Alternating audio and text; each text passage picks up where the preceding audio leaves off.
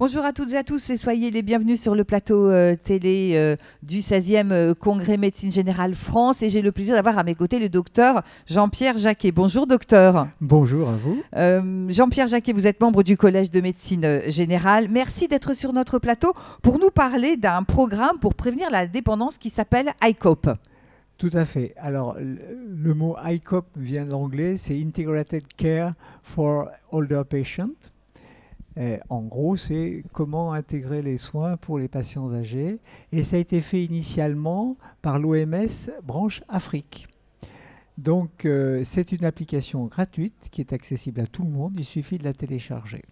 Et c'est une application qui intéresse bien sûr l'Afrique, mais qui intéresse aussi tous les pays du monde. Et notamment, on a trouvé que c'était une application pertinente et relevante pour la France.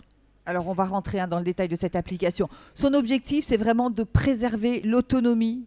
Alors, l'objectif final, c'est effectivement de faire un bilan de situation de la personne âgée, de proposer un programme pour éventuellement corriger ce qui est corrigeable et préserver l'autonomie. Et plus on préserve l'autonomie de la personne âgée, plus on préserve la dépendance et donc un gain énorme pour le patient, pour son entourage et pour la société. Alors, cette application, elle s'adresse aux médecins, bien sûr, mais pas que.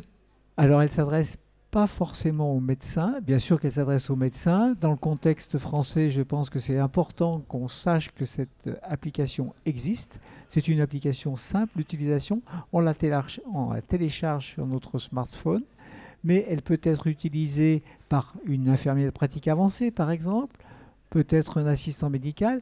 Un cabinet d'infirmiers, une infirmière, un infirmier peuvent l'utiliser. Et même d'autres professionnels de santé peuvent s'en emparer, ainsi que des travailleurs sociaux. Pourquoi pas?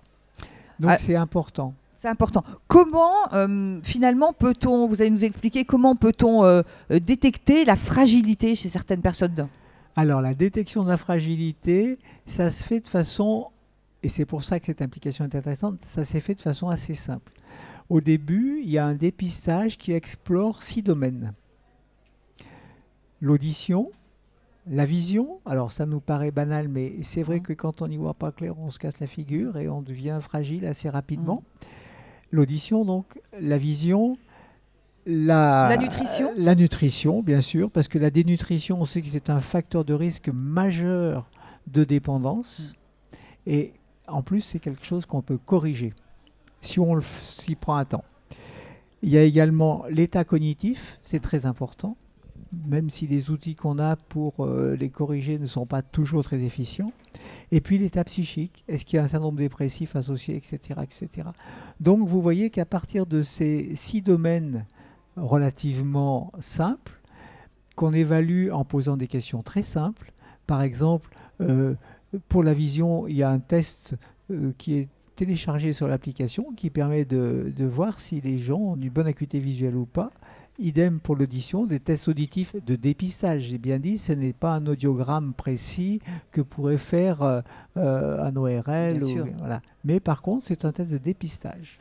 Et là, on va recommander aux patients soit de s'équiper d'appareils, etc., en fonction du contexte.